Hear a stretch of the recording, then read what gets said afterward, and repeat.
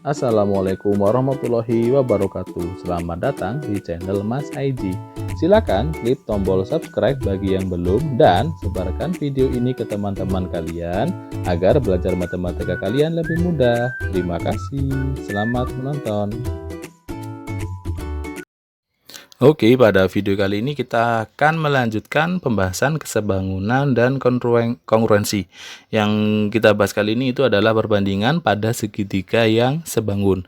Jadi perbandingan pada segitiga yang sebangun itu nanti akan dibagi jadi beberapa bagian atau beberapa kasus gitu ya. Yang pertama itu seperti ini. Jadi ada sebuah segitiga besar seperti ini, kemudian di tengah-tengahnya ada garis lagi. Nah, garis ini sejajar dengan alas. Akhirnya nanti yang dibandingkan itu adalah segitiga kecil yang atas dengan segitiga yang besar seluruhnya ini. Nah, kedua segitiga tersebut saling sebangun. Cara membandingkannya seperti ini. Jadi di sini ya, tandanya kita beri tanda bahwa dua garis ini sejajar. Jadi kalau misalkan ini A, ini B, ini C, katakanlah ini D, ini E, ini F. Diingat-ingat, yang kita bandingkan itu segitiga kecil yang atas ujungnya saja dengan seluruhnya. Gitu ya. Jadi kalau misalkan kita mau membandingkan sisi kiri pada segitiga kecil, maka dia akan sebanding dengan sisi yang panjang pada segitiga besar yang juga berada pada posisi kiri. Kalau kanan dengan yang kanan, alas dengan yang alas, sehingga dapat kita simpulkan nanti sisi A itu dibandingkan dengan sisi A plus D. Gitu ya. Jadi sisi A ini kan pada segitiga kecil. Kalau pada segitiga besar berarti kan yang seluruhnya nih. Berarti A ditambah D. Nah, nanti akan sebanding dengan sisi B dibandingkan dengan sisi B plus E. Yang terakhir bisa dibandingkan dengan sisi C dengan F gitu ya. Jadi misalkan nih kita ada soal, katakan ada suatu segitiga gitu. Kemudian ini kita potongkan garisnya, ada garis yang sejajar. Misalkan kita beri label ya, ini A, ini B, ini C, ini D, ini E. Kemudian di sini panjangnya misalkan di sini itu adalah 4. Ini 10, katakanlah ini 9 cm gitu ya. CE-nya berapa atau X gitu ya. Nah, cara membandingkannya, CE pada segitiga kecil itu kan ya, dia berada pada posisi sebelah kanan. Maka dia akan dibandingkan dengan yang kanan juga, yaitu CB. Nanti dibandingkan dengan apa? Nah, memilihnya adalah pilih anggota atau sisi lain yang isinya lengkap. Berarti bisa ini DE alas. Karena pada segitiga besar alasnya juga ada, yaitu AB 10 cm. Jadi bisa sama dengan DE per AB. Tinggal kita masukkan nilainya berapa. CE kan yang kita tanya ya. Boleh kita anggap sebagai X misalkan. Dibagi CB. CB itu kan merupakan total dari CE dengan EB. Berarti X ditambah 9 akan sama dengan DE itu 4, sedangkan AB adalah 10. Nah, dari sini tinggal kita kali silang nih. Jadi 10 dikali X sama dengan 4 dikali X tambah 9. Menjadi 10X ditambah sama dengan 4X plus 36. Sehingga kalau misalkan 4X kita pindah ke kiri gitu ya. Jadi 10X min 4X sama dengan 36, jadinya 6X sama dengan 36, sehingga nilai X-nya adalah 36 per 6. Sehingga X atau panjang dari CE adalah 6 cm. Seperti itu. Nah, jadi ini bentuk pertama dari kesebangunan pada segitiga. Untuk bentuk yang kedua, hampir mirip, bedanya adalah hanya ini. Di bagian alas, itu tidak saling sejajar. Ini A, ini B, ini C. Ini D, ini E, ini F. Nah, jadi bedanya adalah ini. Di bagian alasnya dia tidak sejajar.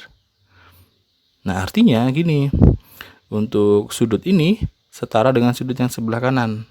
Yang kiri yang lengkung ini setara dengan sebelah kiri ini. Jadi saling bersilangan gini ya. Sehingga nanti kalau kita bandingkan, sisi A dibandingkannya bukan A plus D lagi. Kalau kita lihat pada segitiga kecil, sisi A ini diapit puncak dengan sudut titik. Pada segitiga besar yang kondisinya sama itu adalah sisi B plus E. Ya, dia diapit puncak dengan sudut titik. Jadi A itu dibandingkan dengan B plus E akan sama dibandingkan dengan sisi B dibandingkan dengan A plus D. karena kondisinya sama juga. B di sini dapat puncak dengan lengkungan ini, A plus D pun sama dapat puncak dengan lengkungan. Tapi untuk alasnya tetap ya.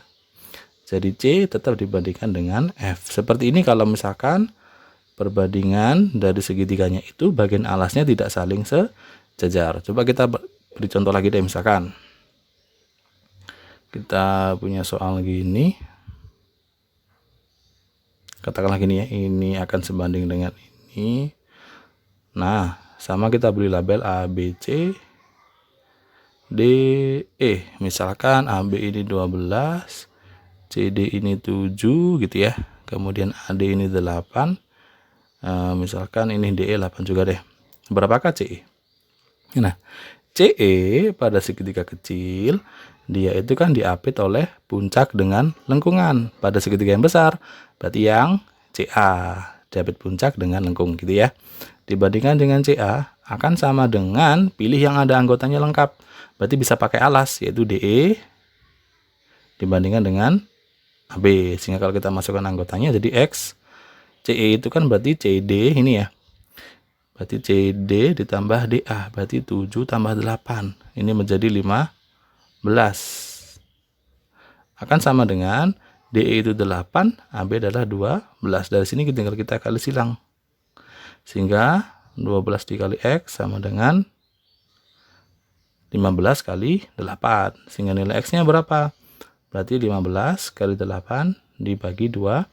Nah, tinggal kita hitung jadi berapa ya. Misalkan kita pakai warna hitam deh. Kalau kita hitung misalkan ini dibagi 4 jadi 2, dibagi 4 jadi 3, dibagi 3 jadi 1, bagi 3 jadi 5. Maka X hanya bersisa 5 kali 2 per 1. Atau ketemu 10 cm seperti itu ya. Nah, di contoh yang ketiga itu adalah segitiganya saling menumpuk seperti ini. Ini sejajar ya, yang alas dan alasnya ini. Jadi misalkan ini A, ini B, ini C, ini D, ini E, ini F. Nanti jadi gini, diingat-ingat sudut ini akan sama dengan sudut yang ini. Karena ini kan seperti konsep pada garis transversal ya. Sehingga nanti membandingkannya, sisi A itu dibandingkan dengan sisi E. Kemudian sisi C dibandingkan dengan sisi D. Sedangkan E dibandingkan dengan C ini ya. Ini B dibandingkan dengan yang sisi F. Jadi perbandingannya seperti ini. Nah, katakanlah nih kita punya contoh. Misalkan, nah gini deh. Ini sisi A, ini B, ini C, ini D, ini O katakanlah gitu ya. Nah, ini berarti dia sejajar. Misalkan di sini panjangnya adalah 4, di sini 10. Misalkan di sini 6. Nah, di sini berapa? Nah, cara membandingkannya berarti mengerjakannya adalah sisi AB pada segitiga kecil itu kan dibandingkan dengan sisi CD. Kemudian sisi AO itu kan dibandingkan dengan yang CO. Jadi bisa seperti ini. Jadi untuk mencari CO-nya bisa pakai perbandingan ini. Atau boleh kalian teruskan yang segitiga besar dulu dibagi segitiga kecil. Segitiga besar dibagi segitiga kecil juga boleh seperti itu. Yang penting urutannya sama gitu ya. Ini CD. Nah, tinggal kita masukkan anggotanya. AB itu adalah 4 cm, sedangkan CD adalah 10. Akan sama dengan AO itu 6, CO adalah X. Dari sini tinggal kalian kali silang. Sehingga waktu kita kerjakan menjadi 40 akan sama dengan 40X ya. Salah di 4X bukan 40 ya. 4X akan sama dengan 6 dikali 10. Sehingga nilai X-nya adalah 60 dibagi 4. Atau X ketemu 15 cm. Jadi seperti itu ya cara penggunaan dari kesebangunan kalau misalkan di sini antara puncak dengan puncaknya itu saling bertemu gitu ya. Nah, berikutnya kalau misalkan seperti ini hampir sama seperti bentuk yang pertama ya. Yang ini gitu ya. Cuman bedanya di bagian ujungnya seperti terpotong gitu ya. Jadi kalau misalkan nih kita beri label ini A, ini B, ini C, ini D, ini E. Nah, penggunaan D dan E ini boleh pakai yang sebelah kiri, boleh pakai yang sebelah kanan, bebas gitu ya. Nah, ini cara penentuannya bisa dari sisi yang tengah. Jadi sisi B itu bisa ditentukan dengan cara dengan itu tanda ini, diikuti alur ini. Jadi A nanti ke E, kemudian D nanti ke C. Jadi seperti apa ini? Seperti lambang X gitu ya. Nah, jadi gini caranya. Caranya adalah A kalikan dengan sisi E. Gitu ya. A kalikan E ditambah D kalikan dengan C. Jadi ikuti alur ini ya.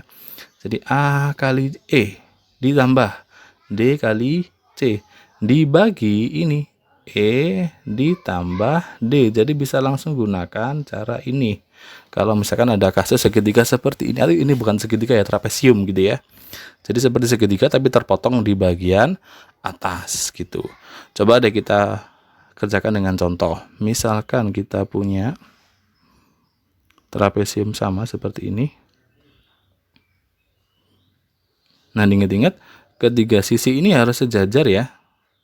Nah, ini anggaplah tiga-tiganya sejajar gitu. Misalkan ini sisi A, ini B, kemudian ini C, D, berarti ini E dan F gitulah ya. Coba kita pakai warna lain deh. Kita pakai warna merah.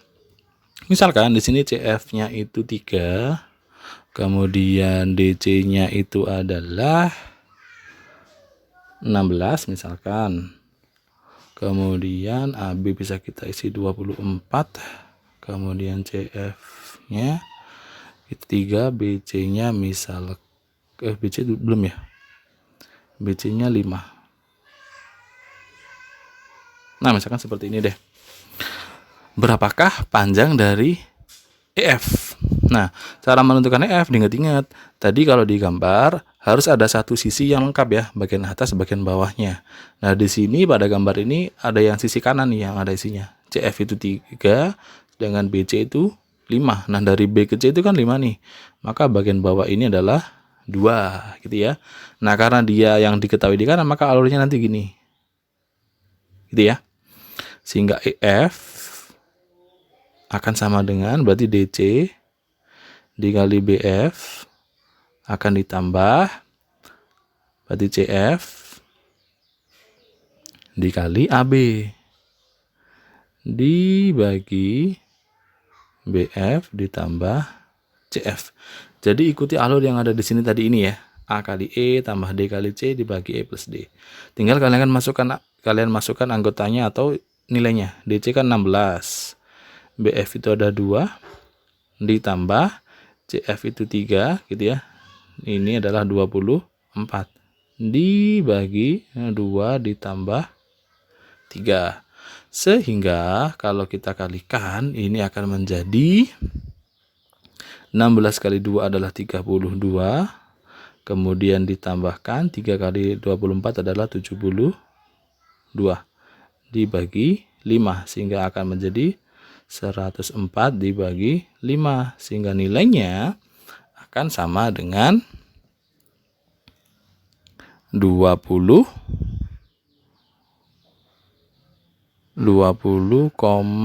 berapa nih, 4 dibagi 5 gini ya. Jadi panjang dari EF itu adalah 20,8 cm. Jadi kalian bisa menggunakan cara ini gitu ya. Jadi patokannya itu adalah dari sisi yang di tengah-tengah gitu. Nah, berikutnya itu kalau misalkan bentuknya seperti ini. Nah, di sini itu ada segitiga siku-siku. Kemudian ditarik garis yang hitam. Ini pun adalah merupakan garis tinggi. Jadi ini berupa sudut siku-siku juga. Nah, katakanlah ini sisi, katakanlah ini A, ini B, ini C, ini D gitu ya. Kalau pada segitiga yang seperti ini, nanti yang jadi patokan adalah sisi-sisi yang berkumpul pada sudut siku. Jadi ini sisi BC, sisi BA, sisi BD. Ketiga sisi ini bertemu pada satu titik B, dan B ini merupakan sudut siku-siku. Ini yang jadi patokan, 3 ini. Nah, cara penentuannya untuk menentukan sisi AB itu kita pakai kuadrat ya. Jadi AB kuadrat itu nanti akan senilai dengan AD dikalikan AC. Jadi gini, waktu kita mencari apa itu AB kuadrat ya. Jadi AB kuadrat ini cara penentuannya adalah sisi di depannya yaitu AD dikalikan sisi seluruhnya. Jadi AD kali AC. Sedangkan kalau misalkan kita nyari sisi BC kuadrat ya. Cara penentuannya adalah BC di depannya adalah CD. Jadi CD dikali seluruhnya. Jadi sisi depannya yaitu CD dikali seluruhnya yaitu AC. Yang berbeda adalah sisi BD kuadrat. Karena BD ini posisinya di tengah-tengah kan ya. Jadi BD ini di tengah-tengah, di depannya tidak bisa nih. Jadi kita langsung pakai sisi kiri kali sisi kanan, bisa seperti itu. AD dikali DC. Nah, jadi diingat-ingat, waktu mencari sisi yang ini kiri dan kanan, bisa pakai sisi di depannya dikalikan seluruhnya. Waktu BC juga sama, sisi depannya kalikan seluruhnya. Tapi waktu kita nyari sisi yang tengah, berarti bisa kiri dikalikan kanan, gitu ya. Nah, diingat-ingat ketiga sisi ini AB, BD, BC waktu mencari ada nilai kuadratnya seperti itu. Jadi misalkan nih kita punya segitiga seperti itu, katakanlah segitiganya seperti ini.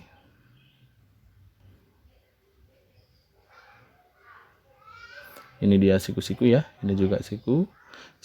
Kemudian diketahui dari ini, misalkan ini sisi A, ini katakanlah B, ini C, ini D gitu ya.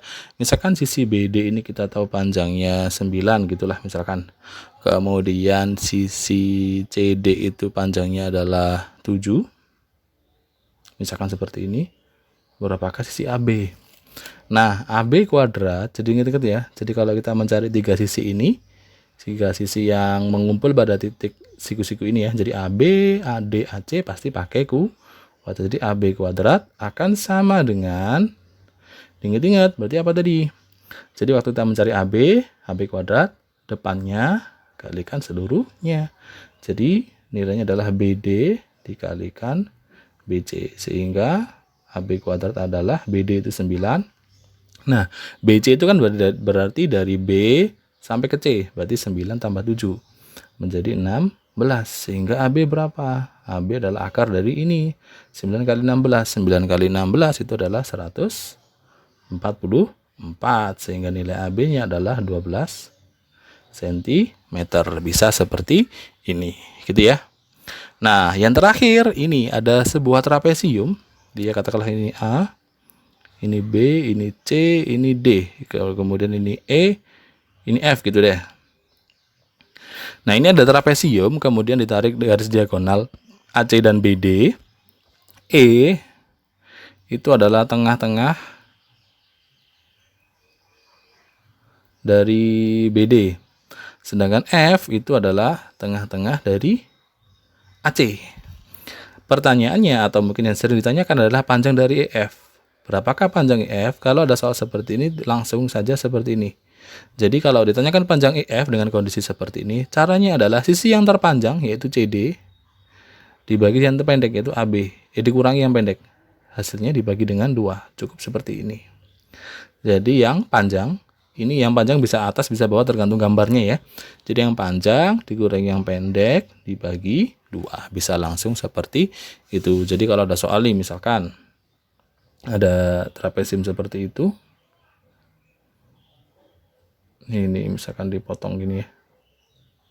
Nah, ini katakanlah ini tengah-tengah nih.